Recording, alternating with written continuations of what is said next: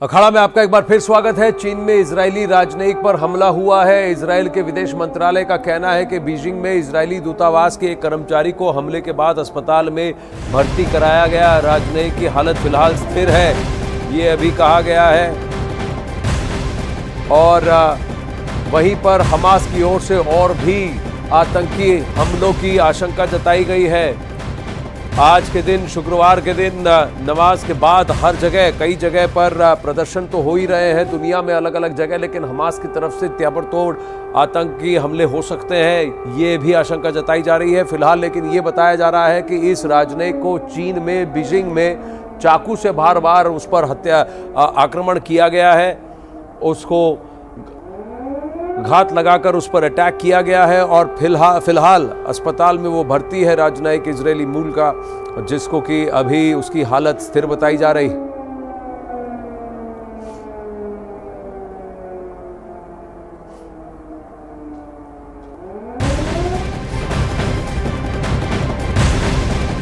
वही आतंकी संगठन हमास ने एक बहुत बड़ा दावा किया है। हमास ने दावा किया है कि इजरायल के हवाई हमले में 13 बंधक मारे गए हैं, मृतकों में विदेशी भी शामिल हैं। तो हमास की तरफ से ये कहना, हमास कयास ये लगाए जा रहे थे कि 250 से 300 बंधक हमास बनाकर ले गया है जब वो इजरायल के दक्षिणी भाग में घुसा और वहां पर उसने नरसंहार किया और उसके साथ ही कई सारे लोगों को बंधक बनाकर अपने साथ लेकर गया। इसमें विदेशी मूल के, गैर इजरायली मूल के कई सारे ऐसे लोग मौजूद हैं। अब हमास का कहना है कि इजरायल की एयर स्ट्राइक्स की वजह से करीब 13 बंधक फिलहाल मारे जा चुके हैं।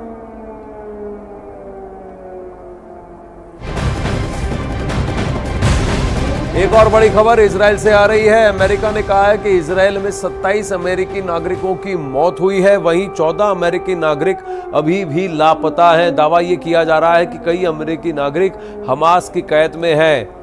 एक तरफ हमास ये कहता है कि इजरायल की एयर स्ट्राइक्स में 13 विदेशी बंधक मारे गए हैं, 13 बंधक मारे गए हैं। क्या इसमें अमेरिकी मूल के भी नागरिक हैं, ये देखने वाली बात होगी।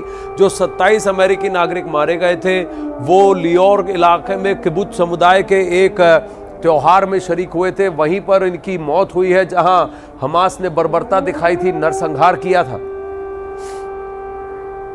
जिस वक्त हमास के आतंकी इजरायल में कत्लेआम मचा रहे थे, उस वक्त हमास का commander Mohammed Deif audio tape record कर रहा था। इजरायल में हुए संहार से जारी से सारी जिम्मेदारी, इसकी सारी जिम्मेदारी इस हमास के कमांडर मोहम्मद दैफ की बताई जा रही है। एक आंख से देखने वाला, दोनों हाथ दोनों पैर से अपाहिज हो चुके इस आतंकी ने ही इजरायल की तबाही की संपूर्ण स्क्रिप्ट तैयार की थी। ويا أحرار العالم، من لم يستطع المشاركة في طوفان الأقصى مشاركة فعلية مباشرة فليشارك بالتضامن والتظاهر والمساندة. اخرجوا للساحات والميادين.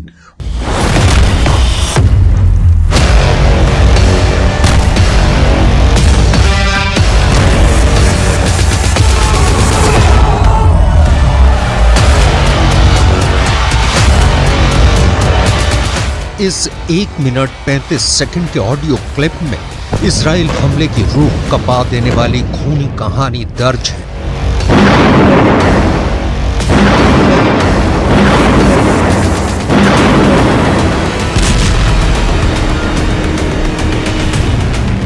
सिर्फ आवाज, बाकी कोई पहचान नहीं, क्योंकि वो अक्सर वीडियो में नकाबपोश ही नजर आता है या फिर सिर्फ उसकी परछाई ही दिखती है।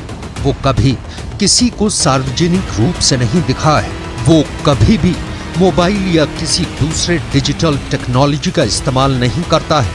इसी ने इजराइल के खिलाफ हमास के हमले को अल अक्सा स्ट्रॉम नाम दिया। يوم الثورة الكبرى من أجل إنهاء الاحتلال الأخير ونظام الفصل العنصري الأخير في العالم। आतंक का नंगा नाच करने की अपील करने वाली ये ऑडियो क्लिप वायरल हो रही है। कहा जा रहा है कि ये आवाज मोहम्मद दैफ की है, लेकिन कौन है ये मोहम्मद दैफ जिसने 50 सालों में इजराइल के खिलाफ इतना बड़ा हमला कर दिया, जिसके बारे में इजराइल सोच भी नहीं सकता था? कौन है मोहम्मद दैफ जिसे मारने के लिए इजराइल की तेज तर्रार खुफिया एजेंसी मोसाद ने 7 बार कोशिश की, लेकिन वो हर बार बच निकला। इजराइल को खून के आंसू रुलाने वाले मोहम्मद दईफ के बारे में जो पता चला है वो ये कि इसके दोनों हाथ नहीं है, दोनों पैर नहीं है, एक आंख नष्ट हो चुकी है, सिर्फ एक आंख से ही देख सकता है, व्हील चेयर पर चलने के लिए मजबूर है। मोहम्मद दईफ का कोई वीडियो इंटरनेट पर मौजूद नहीं है, बस मोहम्मद दईफ की साजिशों का शिकार हुआ इजराइल की तस्वीरें जो मोहम्मद दईफ के विचारों की खूनी गवाही देती हैं।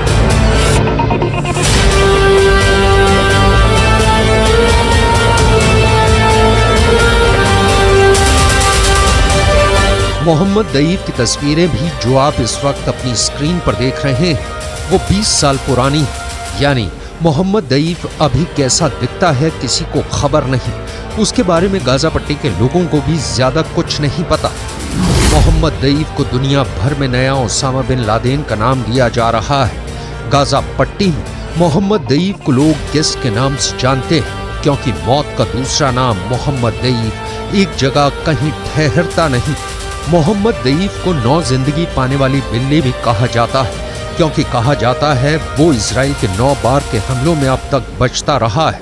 लेकिन इंटरनेट पर मोहम्मद दईफ के बारे में जो जानकारी मौजूद है उसके मुताबिक मोहम्मद दईफ हमास के मिलिट्री विंग कस्साम का सुप्रीम कमांडर है। मोहम्मद दईफ ही इजराइल पर थल और नभ यानी पैराग्लाइडर से हमले का मास्टरमाइंड है। इसी आतंक के आका ने इजराइल को दुनिया के नक्शे से मिटाने की प्लानिंग की थी।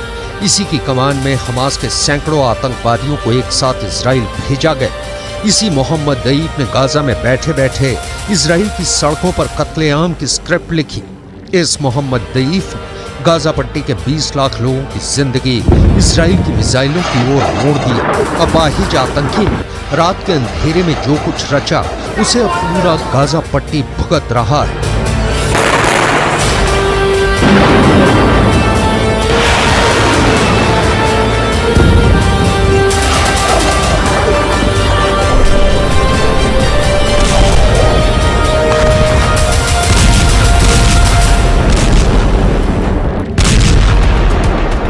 हमास के मिलिटेंट विंग के मुखिया मोहम्मद दईफ ने इजराइल पर अटैक की इतनी बड़ी प्लानिंग की थी। इसका अंदाजा इसी बात से लगा सकते हैं कि इजराइल फोर्सेस को रिस्पॉन्स करने में 3 घंटे का वक्त लग गया।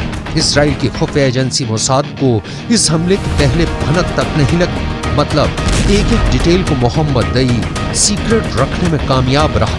कहा जा रहा है कि यह हमला इतना सुनियोजित और बड़े लेवल पर प्लान किया गया था, लेकिन इसकी जानकारी हमास के दूसरे आतंकी कमांडरों तक को नहीं थी जब तक कि उन्हें अटैक का ऑर्डर नहीं मिल गया।